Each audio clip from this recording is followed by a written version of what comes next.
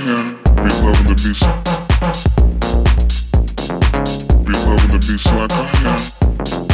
Like I can. So yesterday, Logic X finally appeared. It came as a surprise to everyone. There'd been so much expectation about when it was going to come out, if it was going to come out, and it finally just appeared without any kind of fanfare. And it was pretty much instantly downloadable from the App Store. And I've got it here. Here we go, my shiny new Logic Pro X. So how does it shape up?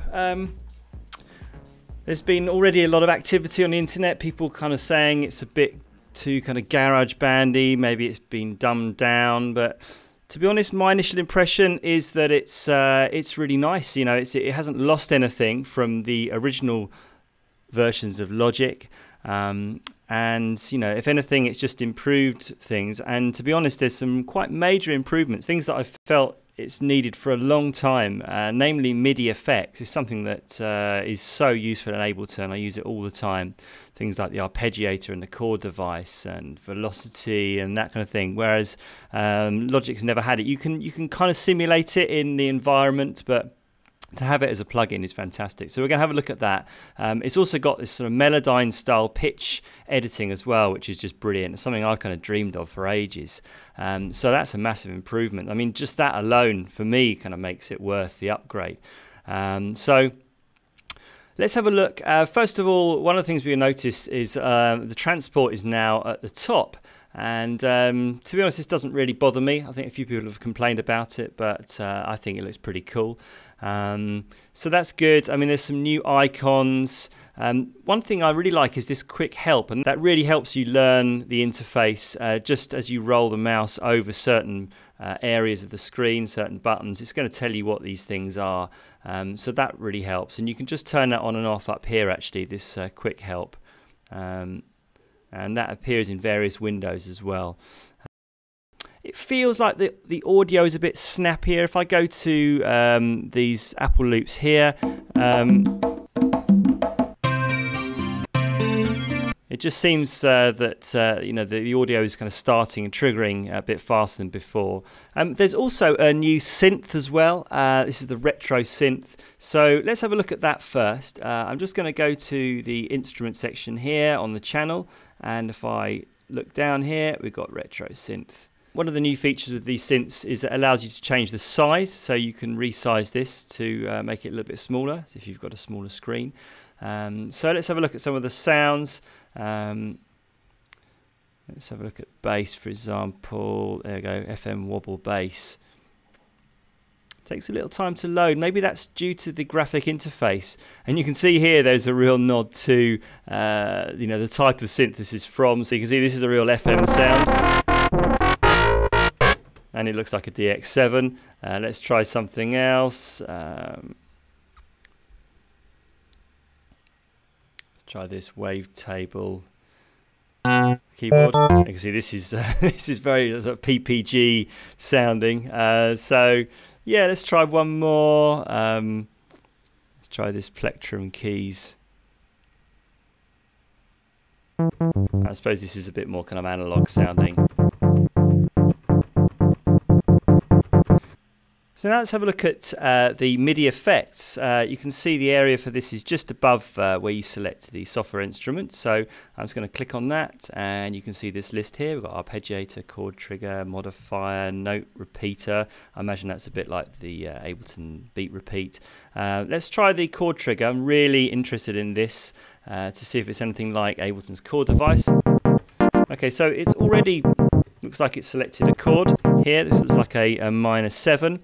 One of the buttons here is called Learn. Now that looks really interesting. That's something that Ableton hasn't got. I'm presuming if I click on that and play a chord, it's actually going to kind of remember that chord, and it will hopefully be playable on every single key. So let's first of all just bring up my virtual keyboard. Let's click on Learn, and I'm going to play this chord here. And there we go. It's instantly playing it. That is fantastic. Really like that. And I think you can chain these MIDI effects as well. If you put the mouse just below the one that's active at the moment, this chord trigger, you can see that kind of green line. And if you click on that let's say, for example, the transposer, then you can see it's added another one there. This looks interesting. This looks like almost a scale device as well, but I'm not going to get into that at the moment, but that certainly looks very interesting. So yeah, now let's have a look at the audio side of things. I've actually got a beat and a vocal in here. I'm sure you're going to recognize it. Just play it to you now. Last night a DJ saved my life. And I've just got a little beat loop here.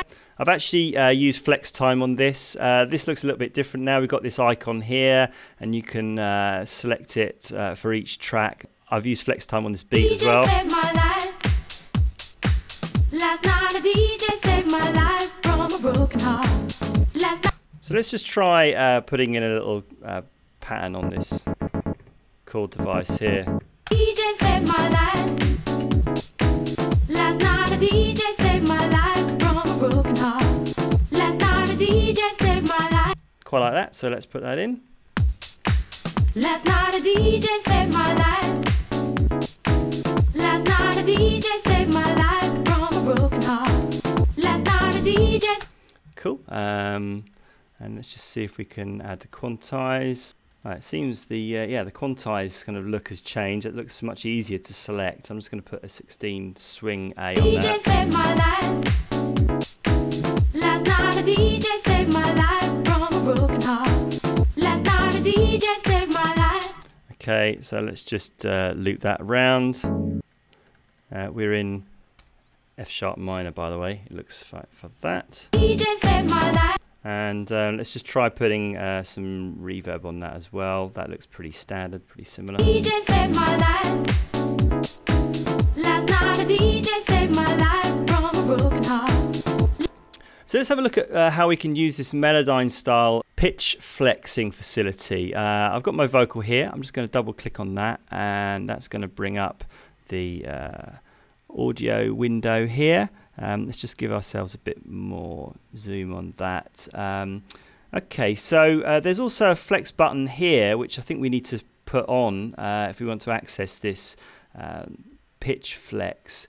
And what we need to do is go up here and just select flex pitch there. Okay, and you can see it looks like it's already analysed it. Let's just play that now. So maybe let's try moving a few things around. Let's try this note here. I can see when you click and hold it down, it actually plays the note. So let's just move that up. Let's move that up a tone to an F sharp. Brilliant.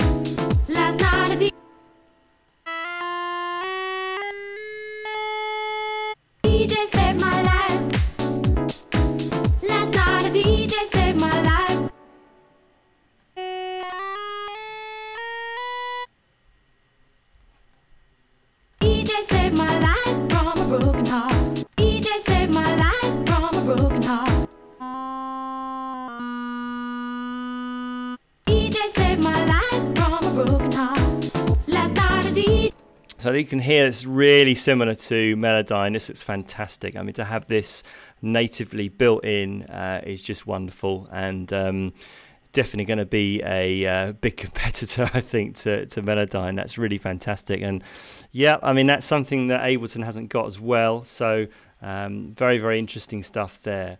Okay, so let's have a look at this new drummer facility. I don't know loads about it, but from what I understand, it's a little bit like the GarageBand iOS app, so you can kind of create a beat and just change certain parameters like how busy the hi-hat is and that kind of thing. So let's just give it a shot. Here we go. This is a new box. Looks very different. Let's click on create. And okay, so we've got a picture of a drum kit here. I'm just going to see what's happened. It looks like this is sort of taking it back a bit. So, okay, so let's just... Maybe I'll take out our original beat. What it seems to have done as well is instantly create some audio files. So I'm going to drag those down here. Last night a DJ saved my life from a broken heart. Last night a DJ saved my life. Okay, so let's just mess around a little bit. We can. It's got kind of loud and complex. DJ saved my life. Last night a DJ saved my life from a broken heart.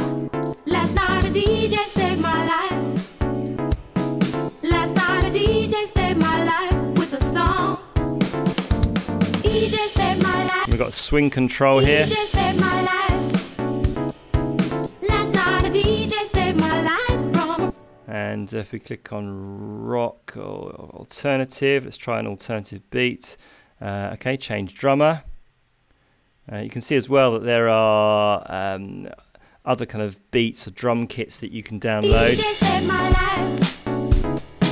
Last night a DJ saved my life from a broken heart. Last night. So that sounds pretty cool. I'm definitely intrigued to see how that can be developed. Maybe you could actually add in kind of electronic sounds or your own sounds as well. I'm going to get into that a little bit more.